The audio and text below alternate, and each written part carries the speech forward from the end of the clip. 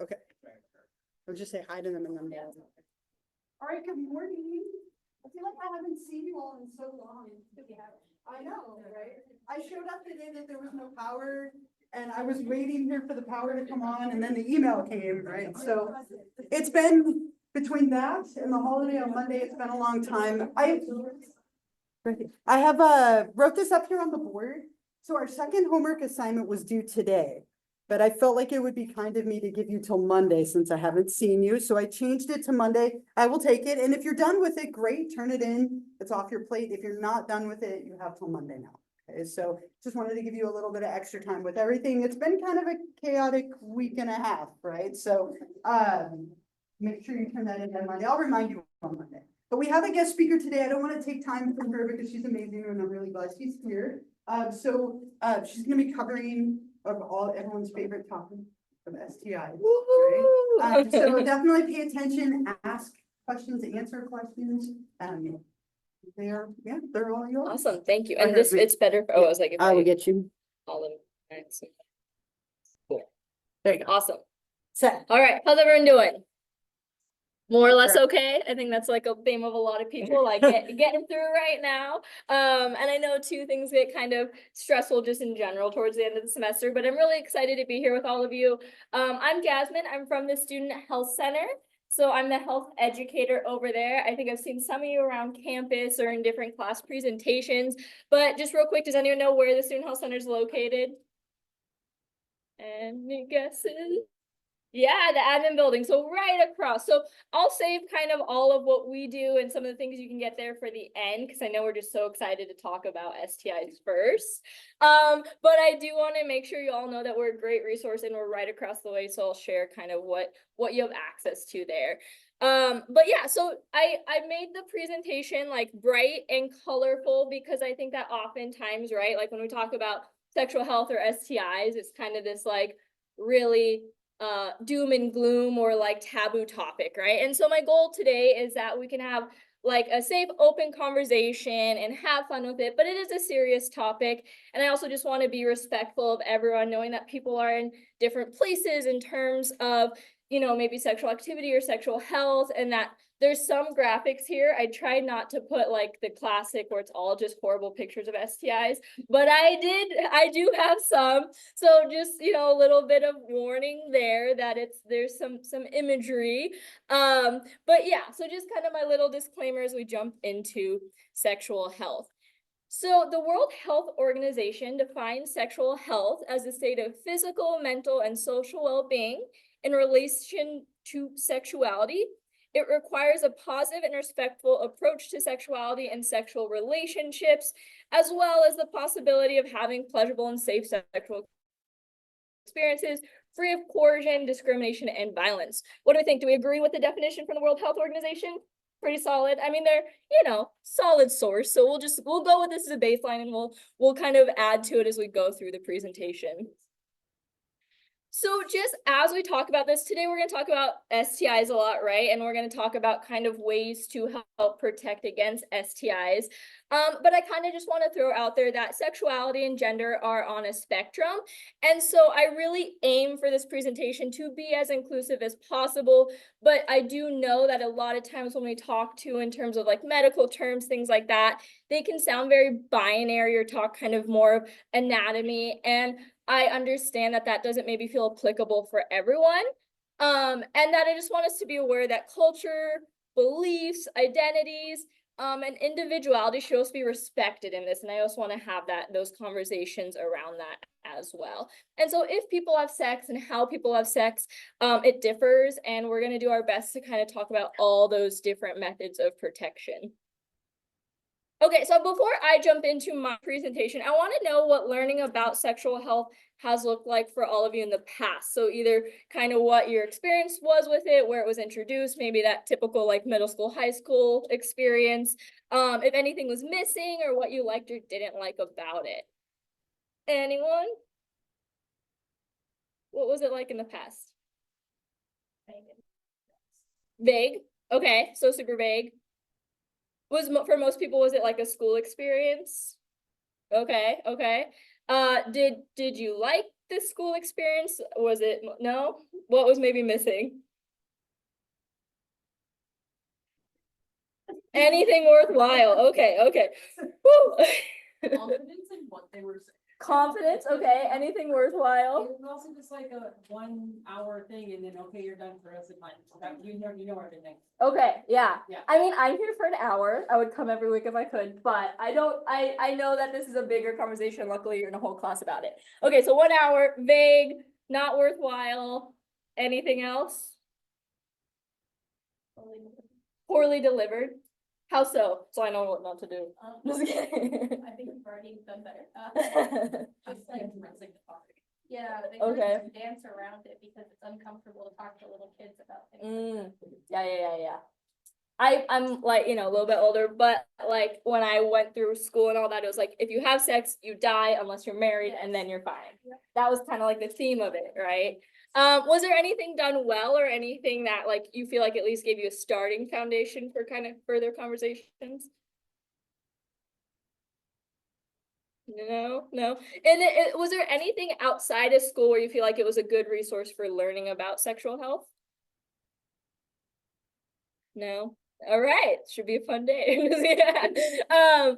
Yeah, so I think a lot of times, right, when we talk about sexual health, a lot of times it feels so stigmatized or taboo that it can feel really awkward to talk about, or it just feels like we've never maybe even been in a class where it was relevant to us, right? If things are kind of talked about really vague or really like in one way, or that if you have sex, you die, unless you're married, then you don't die, then, you know, I think sometimes we get some bad feelings around sexual health, and that doesn't really help us then when we're kind of looking at STIs and how we have healthy sexual relationships. So my goal is to like do that a little bit different today. Again, this is a whole big topic, so you know, we're not going to get into things like consent and all of those other topics that are so important for it.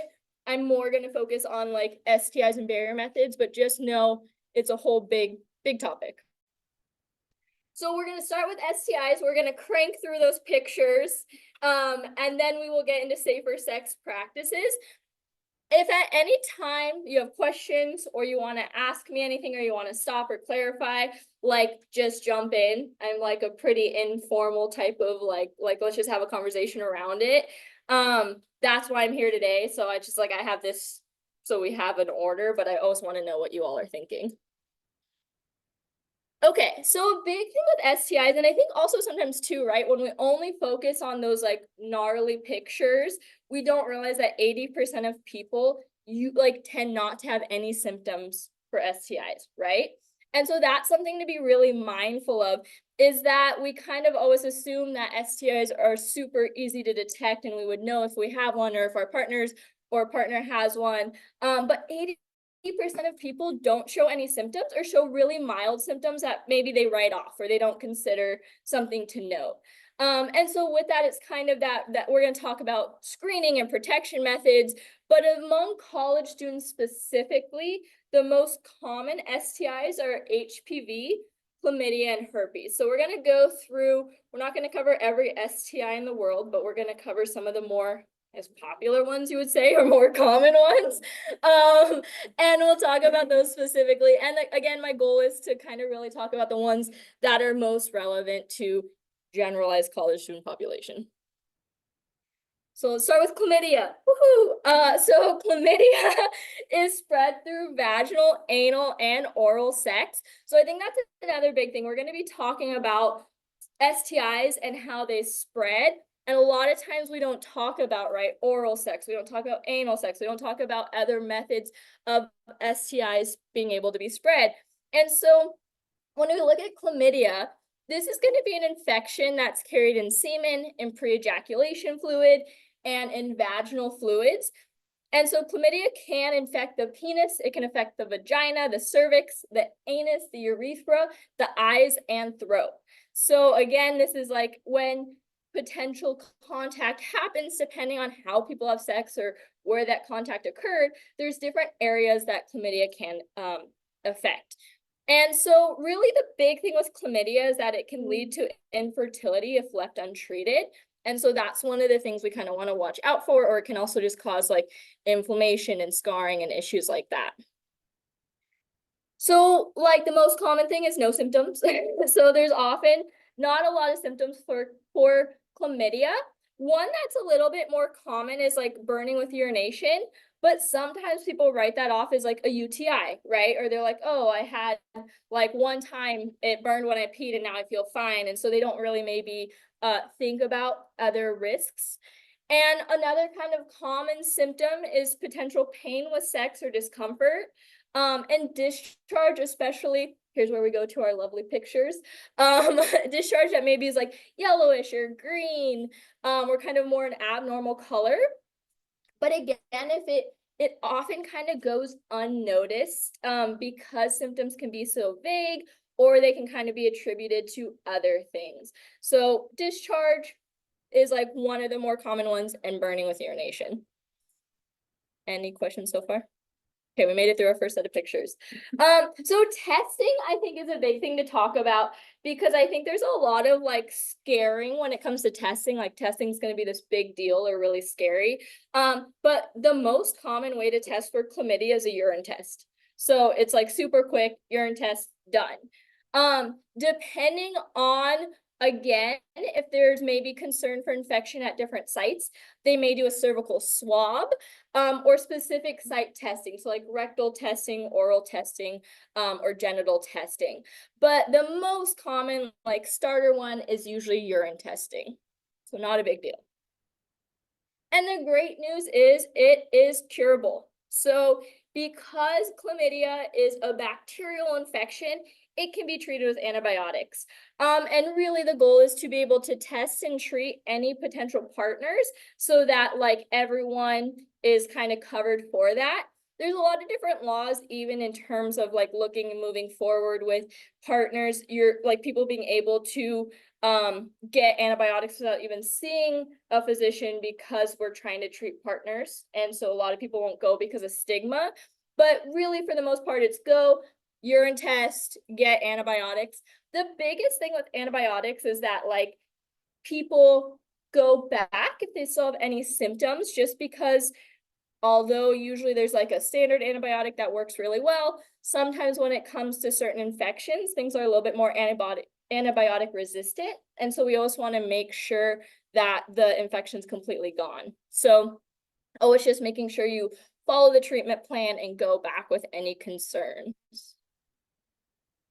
All right, on to HPV, or human papilloma virus.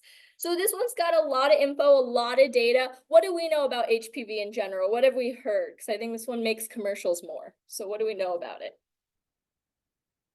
The warts can turn cancerous? Yeah, definitely. So HPV is a potential risk for cancer. Perfect. Yeah. Yeah, definitely. HPV is super common. And there's a vaccine for it. Wow, so we already got like half the data out there, right? So HPV, I think there's a little bit more knowledge out there because of things like the vaccine and seeing the commercials for it. And then also I think those commercials really hone in on that, like, you know, did you know this can turn into cancer, right? So there's kind of that messaging coming across to viewers. But there's more than 200 types of HPV virus. So there's a lot out there, very prevalent. There's 40 specific strains of the virus that can infect the genital area. Again, this can be the vulva, vagina, cervix, rectum, anus, penis, and scrotum. It can also impact the mouth and throat. The kinds of HPV that are spread during sexual contact, there's really two types that are the most common for genital warts. So that's type 6 and 11. And then more data here. And then there's really 12 types that can lead to cancer. So of the 400, we're really trying to focus on certain strains that are the most common for leading to potential risks for cancer. Most times it's type 16 and 18, not that you really care about that, but just so you know the specifics there. But the thing is, a lot of people are at some point in their life, they come in contact with HPV, right? The thing is that some people are able to clear that virus on their own and some people aren't. And so even when we go for HPV testing, there's new data and kind of methods on when people think something should be maybe done if there's some concerning like a pap test that comes back abnormal, because sometimes people end up clearing that virus on their own and sometimes they don't. And so because of that, it's often like monitoring and kind of seeing what cells are doing to make sure that there's not like a higher risk of cancer. But there's 43 million HPV infections in 2018. I know that data is a little old, but that was the newest data I could find. And it's really easy to spread because it can spread through skin to skin contact, so not just like sexual fluids.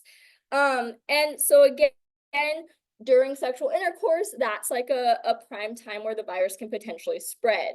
Again, often like a lot of people have no symptoms. So although we see the pictures of the warts, right?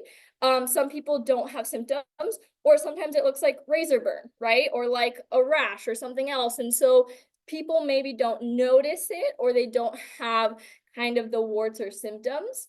And usually specifically with HPV, it's not really painful. So like other viruses, sometimes it's like an open sore or something like that. They just tend to be these like small raised bumps, and it can be a single bump or a cluster that's not always painful. And so the biggest thing is testing, right? And so pap testing, who knows what age pap testing is recommended for people with a cervix?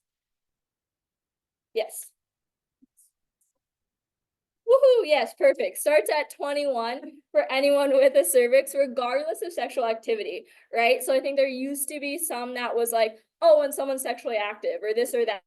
Now the recommendation is starts at 21, regardless of sexual activity for anyone with a cervix. So when it comes to testing, pap testing is one of the ways that at that same time, that's looking for cervical cell like abnormalities, but also you can get an HPV test at that same time. And also another way to kind of diagnose HPV is just off visualization. So it's one that if you don't have a cervix, there's not like an FDA approved test for like testing the penis for HPV. It's not out there. And so a lot of times it's visualization or symptoms. Sometimes though, they'll recommend an anal pap depending on, again, sexual activity or any kind of concerns with infection there particularly. But the most common one is cervix pap testing, starts at age 21. And then this was touched upon initially when we talked about HPV, but the vaccine is really one of the methods that we're kind of trying to reduce HPV, right? And so there's a lot in terms of when the vaccines came out, who they were for, and now there's new vaccines. There's different age ranges you can get it. There's like available for all genders. And so that's like a big thing to look at. We saw like a huge dip in infections when the vaccine did come out. And so that is kind of showing, okay, things like vaccinations do work for treating HPV or preventing HPV, I should say. There's no treatment. There's no cure for the virus itself. So when someone has HPV, if the body doesn't kind of clear it on its own, the virus lives within the body and there's not like a specific cure for it. But that doesn't mean that, again, like there's a lot of times reduction in symptoms or the body kind of works on it or managing any symptoms for it. If someone has warts specifically, one thing that they can do is cryotherapy, or basically freeze the warts off and remove them. And then there's a lot in terms of pre-cancer treatment if someone has like cervical abnormalities, as to what they can do to kind of watch, monitor, or even remove potential cells that are concerning. All right, on to herpes. Then like another bit, right? This is on the top popular ones. Who knows the difference between HSV1 and HSV2? Anyone? It's like a hard question to throw out there, especially since apparently all previous information was useless. But so HSV1 is what we tend to call oral herpes, right? Super, super common. It's like up to 70% of people have HSV1. It's usually something that people get like in childhood because maybe a parent has it, or you shared a soda with a friend or something like that, right? So that's what people tend to recognize as like cold sores or like mouth sores, things like that. And again, it can be just kind of like from childhood on.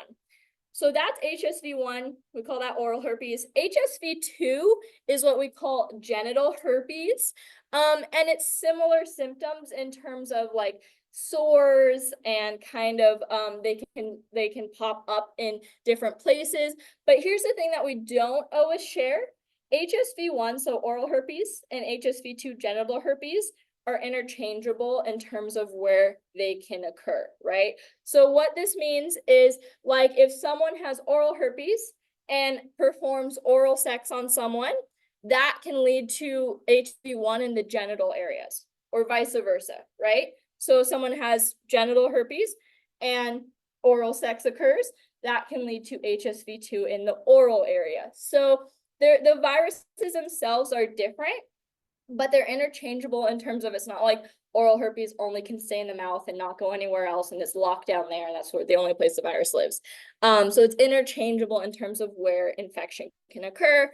And so again, because of that, people can get herpes infections on the vulva, vagina, cervix, anus, penis, scrotum, butt, inner thighs, lip, mouth, throat, and in the rare occasion, eyes. So herpes is another one that's spread from skin to skin contact. So with that, your biggest risk is going to be if someone has like an open sore potentially, and then that can spread with skin to skin contact. So again, not needing necessarily like bodily fluids for that. And so looking at potential contact risks, if somebody has a herpes sore, if saliva from a partner with oral herpes infection spreads, or genital fluids, so we talked about that interchangeability, skin in the oral area of a partner with oral herpes, or skin in the genital area of a partner with genital herpes. So that's kind of all the, I know this is a lot, it's a lot on herpes. So some people have no symptoms. A lot of things with like things like herpes or viruses like herpes, people maybe have the virus in their body, but sometimes people don't have outbreaks, or they don't have it for years and years and years. And so because of that, often no symptoms is very common. The other things that can happen are like this, right? You can have like sores, you can have kind of these little creeping rashes or open sores. But again, they can look like other skin problems. So it can look like contact dermatitis or an ingrown hair or acne, things like that. And so again, looking kind of for things, but also getting tested is really important.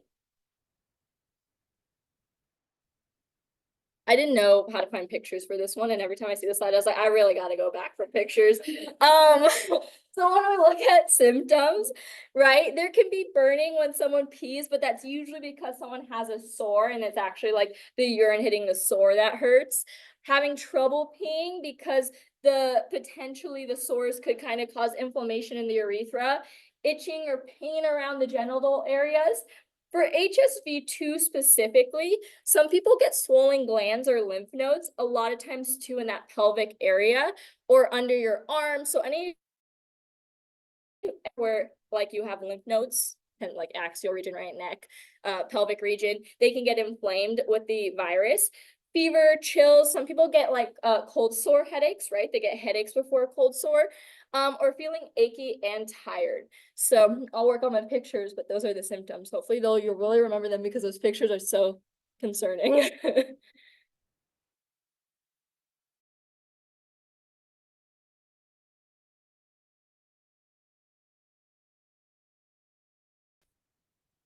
For testing, right? Blood tests. And with the blood tests, they're going to look for viral load of either HSV1 or HSV2. That's like the most common.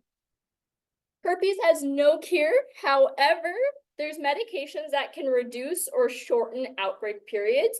And again, sometimes people don't have outbreaks, right? It's a very long time without outbreaks, and then something happens maybe where they get an outbreak. There's medications that can make like the sores specifically heal faster and hurt less. But depending on the frequency of outbreak, there's also medications, like I said, that can kind of reduce the chance of outbreak and suppress that viral load. All right, we're almost to the STIs. Gonorrhea. Gonorrhea is Another, very similar, I would say, in terms to chlamydia, where it's a bacteria, it can infect the genitals or the rectum or the throat. And it's super, super common in, well, when I say super, super common, I mean as common as STIs are, in younger people, ages 15 to 24. A few years ago, gonorrhea was Ventura County's most popular STI. So fun fact, you know, next time you're at like trivia and it's like, what is Ventura County's most popular STI other than like herpes and HPV? It's usually gonorrhea. Gonorrhea specifically can cause painful or burning when peeing. Again, discharge, especially vaginal discharge, vaginal bleeding between periods, white or yellow or green discharge, and then painful or swollen testicles, but that's not super common. The most common really is like discharge, itching, potential bleeding, or no symptoms. So here is the images. Oops, I didn't warn you. So discharge image, and then that's oral gonorrhea, because again, it can like get spread into the mouth, and so that can infect like the oral region. But good news, again, easy to test for with either urine testing, or if there's like concern of anal or oral gonorrhea, a swab. And it is curable. Woohoo! So treatable with antibiotics. Again, because it's so popular, sometimes there's some resistant strains out there. So because gonorrhea does have more drug resistant strains, it's again really important to talk to your healthcare provider if you have any continued symptoms, or if they want to recheck you to make sure that the bacteria has cleared all the way. Okay, almost through. HIV, or human immunodeficiency virus. So approximately 1.2 million people in the US have HIV, but about 13% don't know that they have it, or that they need testing. And so I think the biggest thing to talk about with HIV is that there's certain populations that are disproportionately impacted, but it's something that can impact everyone and anyone, right? And so when we talk about data, we're going to talk about sometimes where it's most common, or who there might be specific needs for certain medications for. But again, it impacts everyone. And I've heard that from students that in school they're taught like that it's not like an equal opportunity virus, that it's like, oh no, like that's not common. And that's not true, right? There's almost 35,000 new HIV infections in the United States in 2019. In 2020, men who had sex with men accounted for 71% of the new diagnoses. And then about 22% acquired HIV through heterosexual contact. In 2019, among females, the largest percentage of HIV infection was attributed to heterosexual contact, so 83%. The good news is we did see a 33% drop from 2015 to 2019 in men who have sex with men. But there wasn't kind of an equal decline in all races. And again, this is where we go to, I'm a public health person, and there's a lot of like upstream factors that impact things like this, but it's always important to keep working towards making sure everyone has access to prevention methods and testing and everything. So the symptoms can vary person to person, but the stage 1 symptoms can tend to be like flu-like symptoms. So again, often not like thought of as, oh, should I get tested for an STI because it feels like the flu. When it goes into stage 2, this is known as a chronic infection. And this is what's like so hard about HIV, is that it's not like there's like, and by this day you head into stage 2, and then by this day it's stage 3. Like people stay in stage 2 for 10 or 15 years sometimes. And then sometimes people move through that stage faster. And then stage 3 is where like it's technically coined or considered to become AIDS, or acquired immunodeficiency syndrome. And that's where people have like more really pronounced symptoms, including like rapid weight loss, really bad fevers, specific types of pneumonia, or like rashes and things like that.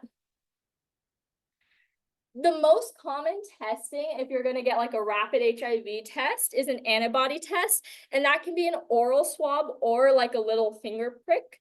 And then another type is where they can actually look for antigens and antibodies. This is going to be a lab test that's drawn from like a vein. And then the most like specific one is a nucleic acid test.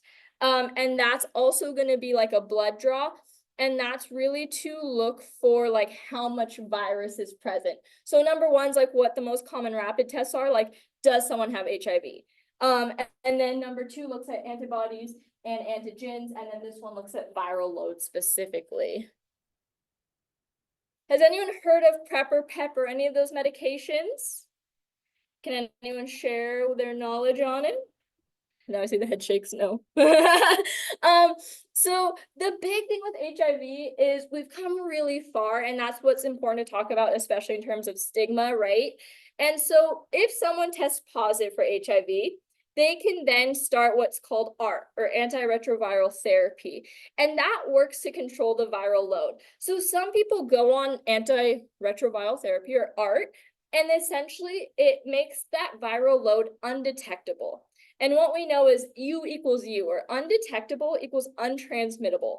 So someone who's HIV positive on ART therapy may get to a level where the virus cannot even be detected in a blood draw, which means they can no longer transmit the virus. And so that's one thing if someone's already tested positive for HIV. Then we have PEP and PrEP. So PEP is PrEP is pre-exposure prophylaxis, and PEP is post-exposure prophylaxis.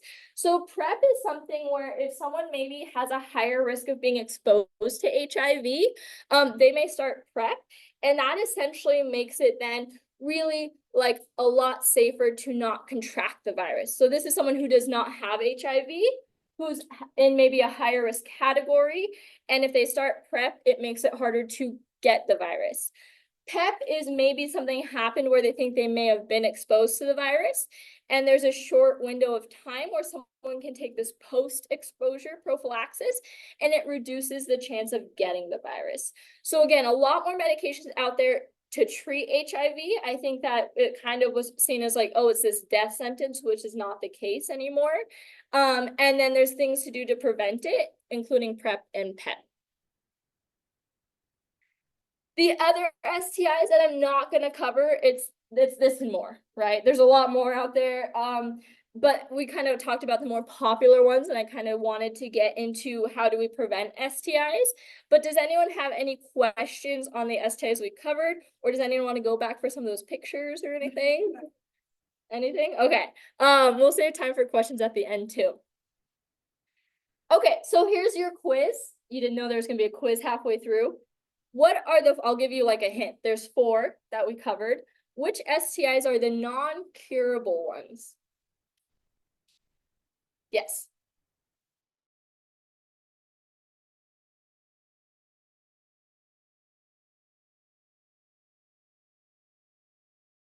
Yes. Yes. Perfect. Wonderful. I mean, as a class, we're at a 75% passing rate. I'll take it. So we didn't cover those. The last one we didn't really talk about. But yes, HPV, non-curable, but manageable, like testing, things like that. Herpes, again, you can go on medication that helps suppress the virus. HIV, same thing. And then the one we didn't talk about is hepatitis. And it's not super common, but Hep C can technically be transmitted through sexual activity. So that was the trick question. We got all the ones right that we covered, yay, but the 4 H's. So more trivia in case you're out there and you want to like, share your STI trivia. All right, we're going to talk about safer sex practices next. I say safer because like there's no 100% perfect, like if you do this, you're 100% safe and that's everything. But there's a lot you can do to be safer, right? So we're gonna talk about it all. We're gonna cover a lot of it.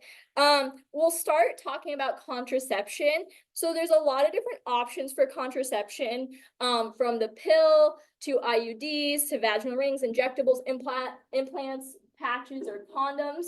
And they all have kind of, I guess you would say, their pros or cons. It depends on what works for the individual, and they all have kind of different efficacy rates. When we look at kind of birth control in general, the big thing I want you to take away from this is like, just because someone's on a type of birth control does not mean that that provides STI protection, right? So barrier methods provide STI protection. Taking pill does not. It prevents pregnancy, but it does not prevent STIs. And so kind of looking at how do you stay safe in terms of if you're trying to prevent a pregnancy and also STIs.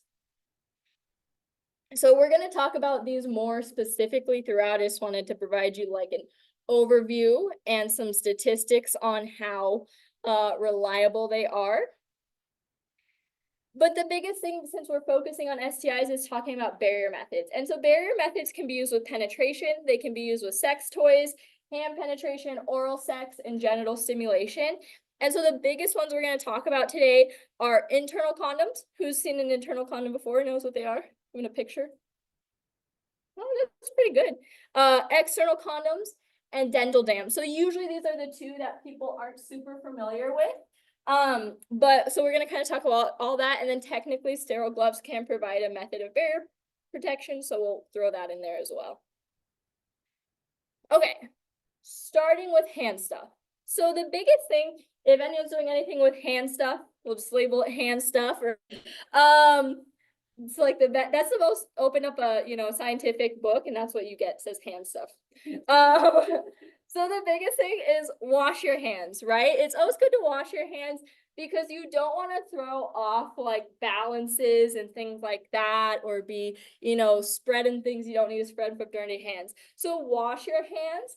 And then the big part of like reducing STIs is not mixing hands by touching someone else and touching yourself with the same hand, because that's really where you're going to kind of put different fluids from one person to another one.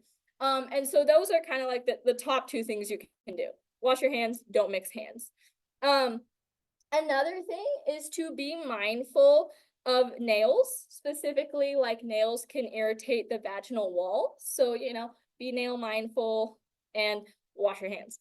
If you really want more protection for that, you can wear a glove or a finger condom. So finger condoms are literally like tiny little like finger condoms. Like, I don't know how to describe that other than they're little latex finger condoms. And the reason for that is, especially maybe if someone's concerned about something like herpes or HPV, things like that, you're technically then creating a barrier over your hand. That's going to reduce the risk of transmission. And then again, the biggest risk though is kind of touching yourself, touching someone else, vice versa. And then with washing your hands, it's because exposed hands can increase pH imbalances and yeast infections. And then also using lube can help, because a lot of times if there's like, lube can help reduce friction, which helps reduce micro tearing. And so using lube can help kind of not create those micro tears, which then makes someone more susceptible potentially for an STI. So hand stuff. When we look at the actual data behind it, the risk of passing an STI from things like fingering is relatively low. However, I've got to pull the data. I've got to come here with the data for you all. And so aside, like there's been studies that have found HPV like underneath the nails of individuals. Like it's not common, right? Not super, super common. But since HPV specifically can spread from skin to skin contact, there is some risk, right? From things like fingering. Also not super common, but there's a study out there. Gonorrhea is transmittable from touching an infected person and then someone else's genitals or your own genitals or anus or mouth. And so really we're looking at like HPV, gonorrhea, and herpes as the ones that have technically been found to be spread through things like fingering. But overall, not a super high risk activity, but there's some risk involved. Okay, done with hand stuff. Oral sex. So I like to bring in data from like the college specifically. So we do the National College Health Assessment every few years. So the last time we did it was 2022. And Moorpark College students, 55% report having oral sex, 30% in the last 2 weeks. And then of that group, 90% reported not using any protective barrier methods for oral sex. Oral sex like has the same STI risks as like penetrative sex and things like that. And so I think that's what's really important to think about with oral sex. Sometimes people don't see it as like having risk, but as we covered in our STIs, a lot of interchangeability between things. So how do you protect yourself during oral sex? We'll cover a couple different methods. If performing oral sex on a penis, you can use a condom. Flavored condoms are okay for oral sex, but not recommended for vaginal sex. Does anyone know why? Yes. Throw off the pH balance. Yeah. So you can use flavored condoms for oral sex, but not for vaginal sex. If performing oral sex on a vagina or an anus, you can use a dental dam. Has anyone heard of dental dams? I have one, but it's been with me through a few class presentations, so it has a hole in it. I recommend using one without a hole in it. So they come in like little packages like that, and they're super hard to find in the store. But good thing you all are you all are more part college students, and you have access to them for free. Yay! And so all they are is like a little sticky. Sorry. Okay, that's it. So exciting. And you just put that over either the vagina or the anus, and it creates a protective barrier method. This one's vanilla. We provide grape, spearmint, vanilla, and strawberry options at the Student Health Center. Just in case you were wondering what you have access to. But they're quite expensive, so they're getting harder and harder to find. I know because I do the ordering for it. You can find them online or like Amazon, but it's like $80 for a pack. So not like the most budget-friendly barrier method. So if you're in a pinch and you don't have access to the Student Health Center, you can make your own out of a condom. So all you do is you cut the tip off of the condom and then you cut down the side, being careful not to poke a hole in it as you cut. And then you get like a less pretty rectangle, but it still does the job. So it still works. You can make your own out of a condom. Also, although not FDA approved, some people use saran wrap. So don't use the microwavable kind. It has holes in it. That is not effective. But like, I've heard people are like, yeah, you can just buy, you know, a bunch of saran wrap and buy different colored saran wrap apparently. And that is an option, although not FDA approved option.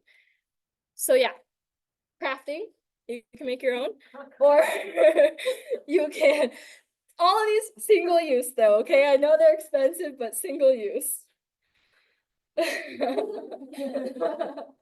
Crafting with condoms.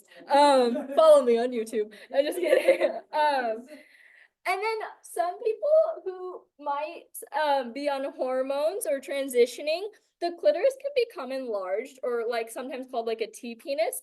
And that cannot then always fit like a condom, or a dental dam might not fit super well. So kind of another option is a DIY cape. So you can take a glove, and this is like a little bit more crafting than just cutting the tip off the condom. But you take a glove and then you cut off all of the fingers but the thumb, and then you cut just down the side.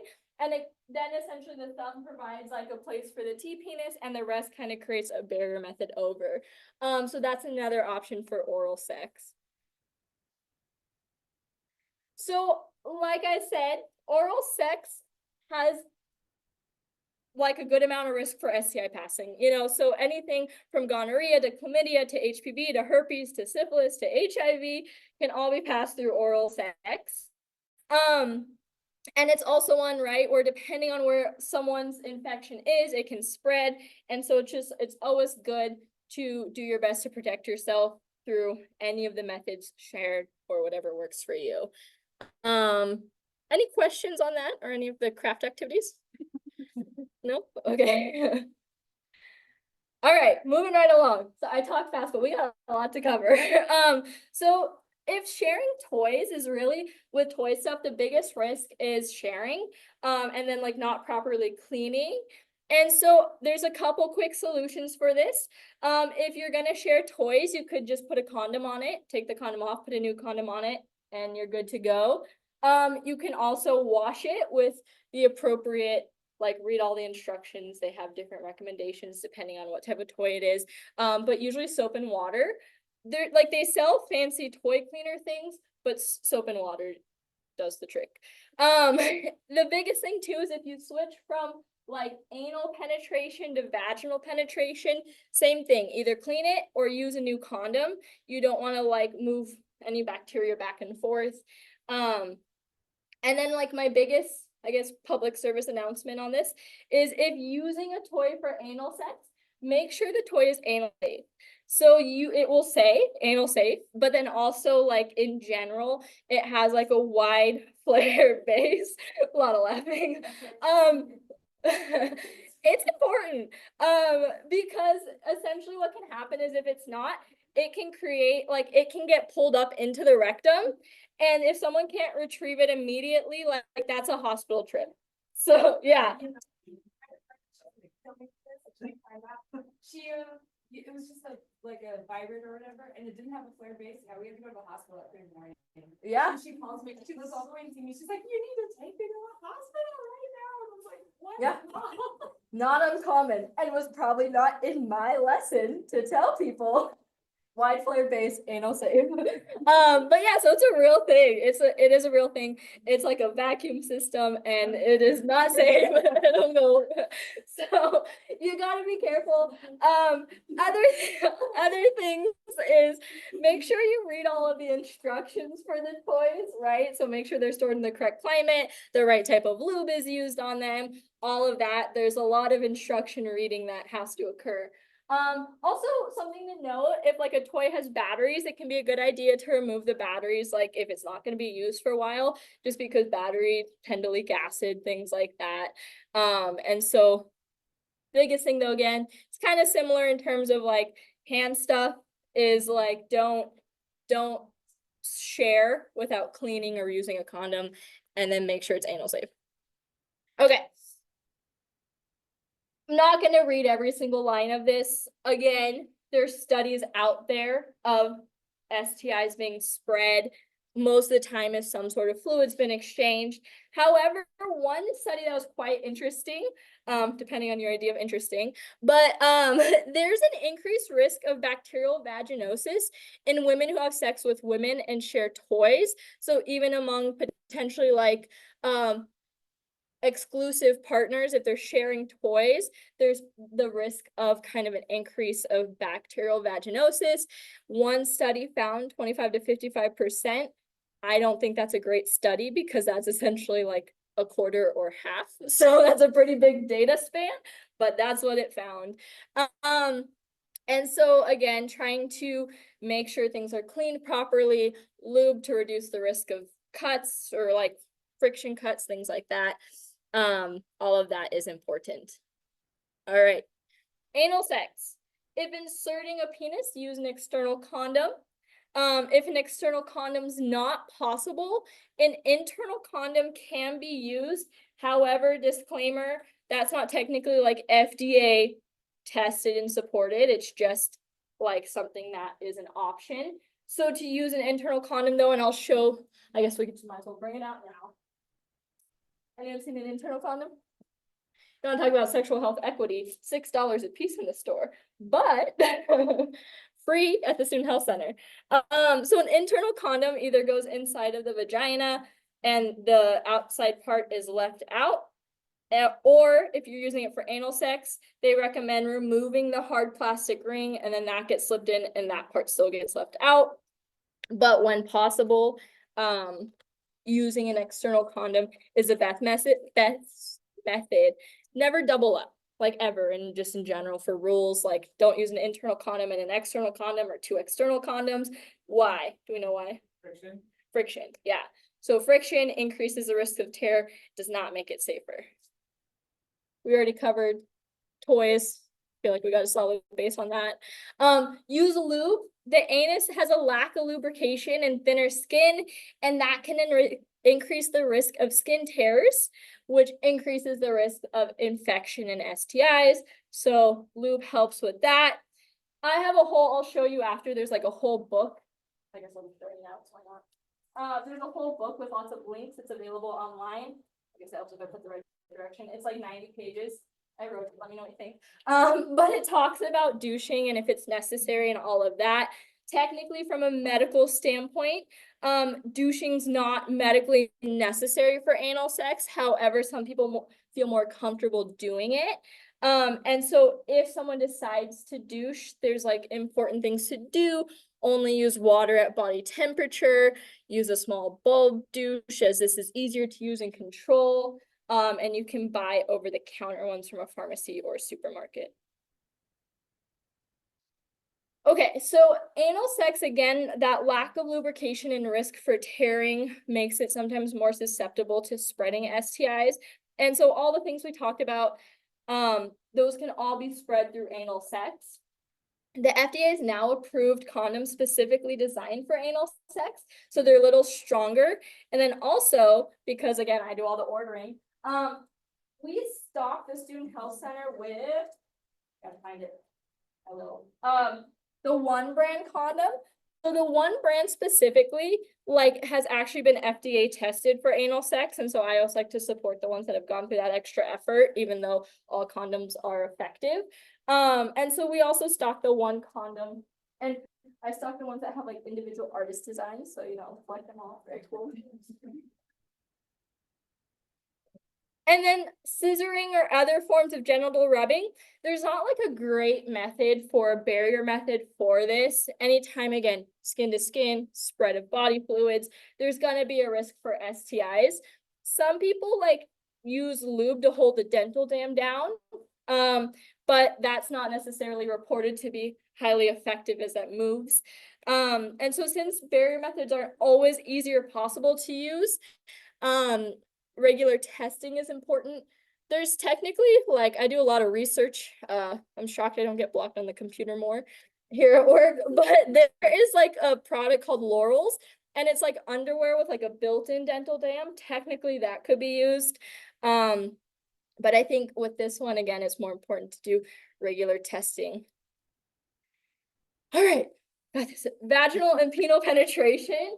So at Moorpark College, back to our good old National College Health Assessment, 48% of students did not use a condom for vaginal or penile sex within the past 30 days. So about half the students aren't using condoms. And then about 20% did not use any method to prevent pregnancy. And 20% are using withdrawal as a birth control method. So if we go back to that chart, that's not a super effective method in terms of statistics, statistically speaking.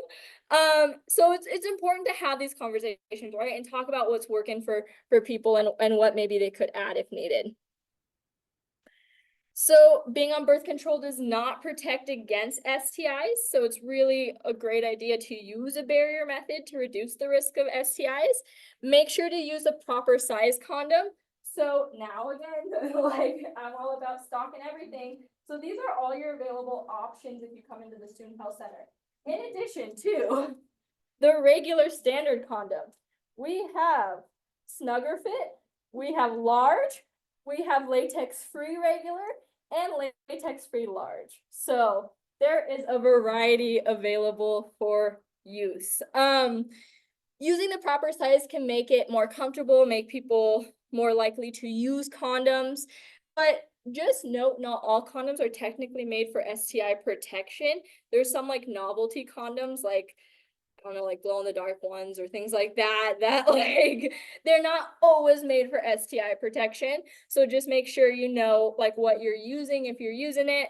And then we talked about flavored condoms not being recommended for vaginal sex because they can alter pH.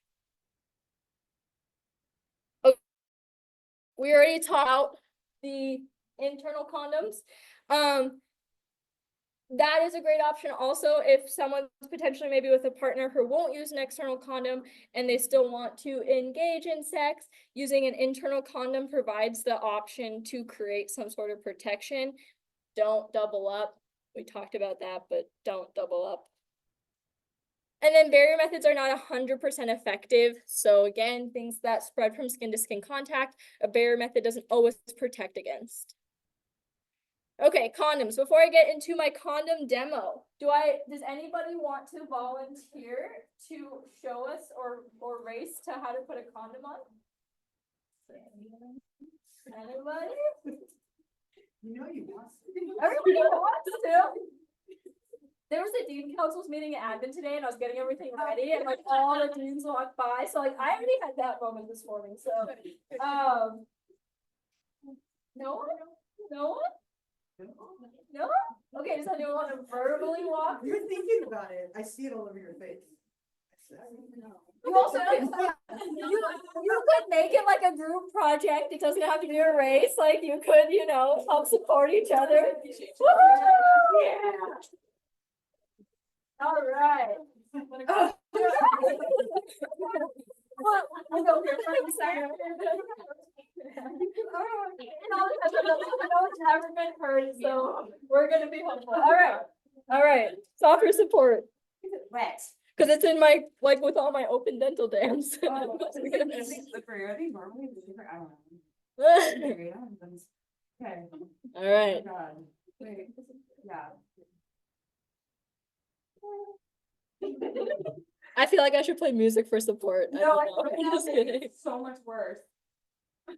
There.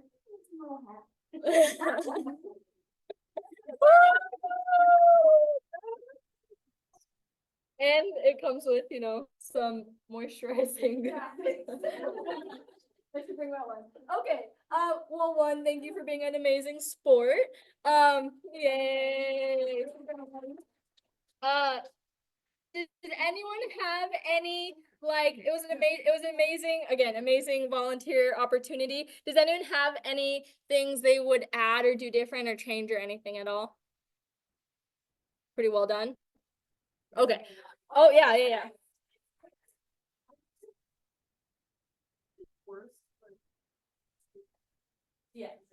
Yes, so only wear one external condom. Yeah, same thing for sure. Okay, just because I'm a perfectionist in teaching, the only things I would recommend, like when putting on an external condom, is I intentionally bring expired condoms, to see if anyone checked the date. So always check the date as step one, because these expired a while ago. And then also check for an air pocket just to make sure it hasn't been poked, so you should be able to feel it. Perfect job opening it, even with the slippery obstacle there. And then you put it on the right direction, which is a great thing because some people do try to put it on the wrong direction. So you find the little, looks like a little like hat. Pinch the tip so that you have room for semen, and then roll it like all the way down. So try to get it a little farther. My hands are lubey enough, so I'm not gonna do that. But other than that, really well done. Thank you. Okay, we're gonna speed through some condom facts. Okay. Again, I just shared with you the sizes we provide, but condoms have size. There's websites too, like onecondom.com that has like a million bajillion different sizes, and you can even get like custom sizes. And so condoms shouldn't hurt, and that's a big thing to kind of talk about when we talk about condom use. And so if there is discomfort, check the size, check the ingredients, the type, and the amount of lube being used. In life, condoms are about 86% effective against preventing HIV, STIs, and pregnancy, but they're 98% effective if they were used properly. So a lot of it is human error. So practicing and coming, you know, anytime you want to stop by my office and practice, I'm happy to happy to help tell you if there's any changes there. There's vegan condoms. Again, I just want to give you as much trivia facts as you can go home with today. Condoms expire. Yes. So not checking the expiration date, storing it in a hot place, not rolling it all the way down, not leaving a reservoir tip, wearing too big of a condom and semen can leak out, or too tight of one and it can break. Those are some common ones. I'm trying to think if there's other ones. I think those are like usually user error with putting it on, yeah. Also, like making sure to remove prior to losing an erection so that like the condom doesn't slip off. But yeah, good question. Condoms can stretch almost 3 feet, so I'm not gonna do it, but sometimes, you know, a cooler health educator would come in and like stretch it over their arm. It's not in my job description, so I'm skipping that. And then there's over 50 sizes of condoms, and they can hold nearly 1 gallon of fluid. Never use 2 condoms simultaneously. And then There's a whole sizing brochure available at the Student Health Center if you have any questions. But again, looking at sizing. And the biggest thing is a lot of people start with like a regular size condom. If it feels too tight, they try a larger one. And if it slips off, or maybe feels a little too loose, they try a smaller one. It's important to wear the proper size. Okay, we already did that. Woohoo! So yeah, so just overall picture recap. Check the expiration date. Check for an air pocket. Do not store it in a wallet. Do not store it in a hot car. Or like, I guess, a freezing cold car, but we're in California. I don't know. Pinch the tip, unroll it the correct direction, and roll it all the way down. So I think most, education when it comes to STIs shares the risks with vaginal and penile sex, right? So the risk of passing an STI is high. We can pass all the ones we talked about and more. And then an STI can be passed even if a penis doesn't fully enter the vagina or ejaculation does not occur. Many infections are present in pre-ejaculation fluid or skin to skin. So things to be mindful of. Internal condoms, we kind of already did a little demo, but just to picture recap in case me holding it up was not enough. So there is a internal ring. You pinch the internal ring and insert it. You leave the external ring outside. You do your thing. And then when you're done, you twist it and pull it out. Single use only. And then in general, it's really good to make a plan, ideally before you have sex, but pivot on the spot as needed. But it's really important when it comes to things like STIs. And so like I also teach at Channel Islands and I talk about this with my students, is that it can be really hard to have these conversations, right? There's a lot in terms of power dynamics, in terms of pressure, in terms of what we're comfortable talking about. Are we comfortable, having these conversations? And so I think that making sure you're able to think about that and make a plan ahead of time and what's safe or right for you is really important. So talking, if you have partner or partners, talking about STI testing. If you are students at the Moorpark College, STI testing is often free for students. You can also find it free places in the community. Practicing safer sex methods. I think a lot of times too, sometimes people who are in a relationship and it's maybe like a same-sex relationship, there's maybe that like, oh, if we can't get pregnant, I don't need to like use barrier methods, right? But it's really important to talk about just safer sex in general and barrier methods to prevent STIs. And so having all of those conversations and then knowing that you have autonomy and the right to make decisions in that and to kind of work through, and we're here to support you with any power dynamic conversations. Also, I just want to share some cool new things at the Student Health Center. So I crank out brochures, like a lot of brochures as part of my job. And so I've now put like a whole safer sex bulletin board that has like a bunch of our different sexual health brochures all in one location. You don't have to talk to me or anyone else. You can just walk straight past the Student Health Center and then you'll see this beautiful board. And you can grab anything that you're interested in. And there's everything from like specific methods to our newest one, like what to expect at a sexual health appointment at the Moorpark College Student Health Center. So maybe just answers common questions. It talks about like what we can offer, what that looks like. And then instead of just, we used to have like, you could grab free external condoms and you still can do that. But again, that's not necessarily the most relevant barrier method for everyone. So now we have a safer sex section where you just build your own kit, whatever works for you, whatever you need. So that's where you can get flavored condoms, internal condoms, dental dams, latex-free condoms, lube, external condoms in, what is that, like 5 different sizes. So you just grab what's relevant to you. And then our newest thing is, anyone seen our vending machines? Really exciting. So they're not just condoms in there. There's also like Advil, but they're in different locations. So we have one in the 3rd floor of the library. We have one in the 2nd floor of the AC building. And then we have 2 in campus centers. So one of them has just like over-the-counter medications and the other one has a bunch of different like condoms and lubes.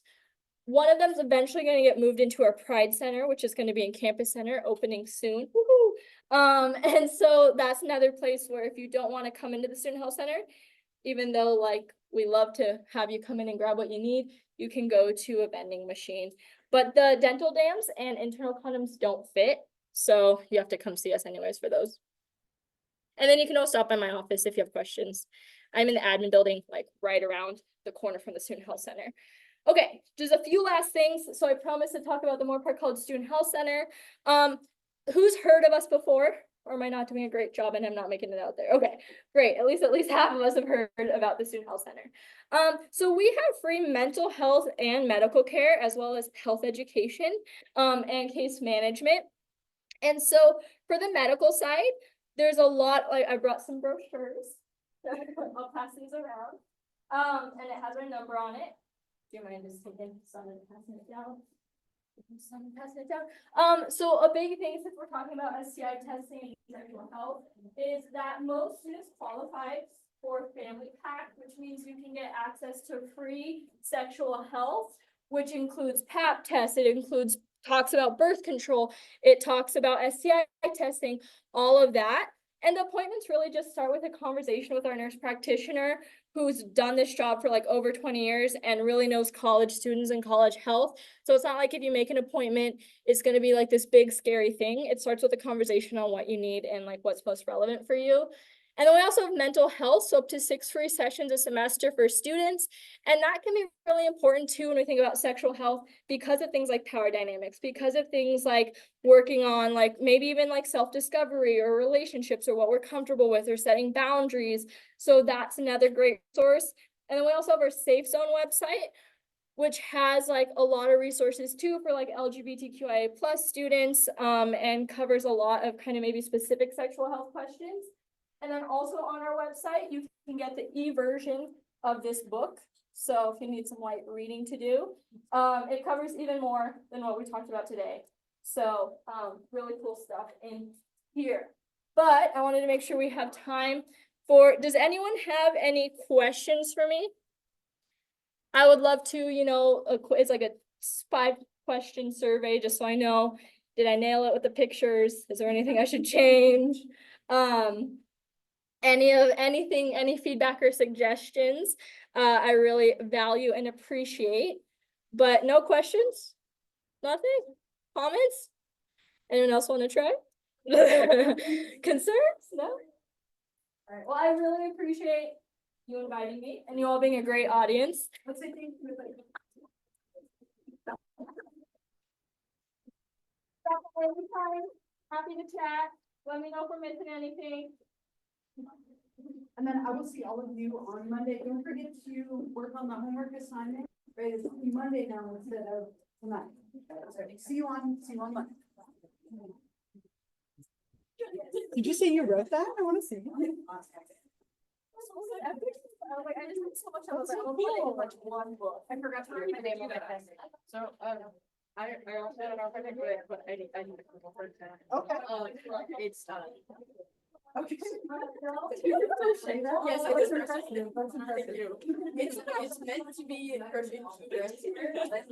Hang up your wall and a light switch is supposed to go in. That's pretty hilarious. Yeah, that's totally fun. And then you obviously can write. Yeah. Okay. I love it. Just check. Okay, cool. That's very creative of you. I will say I've never had anyone do that before. Like, it was my idea. Yeah. I love it. Send me the TikTok, but I was debating. It was a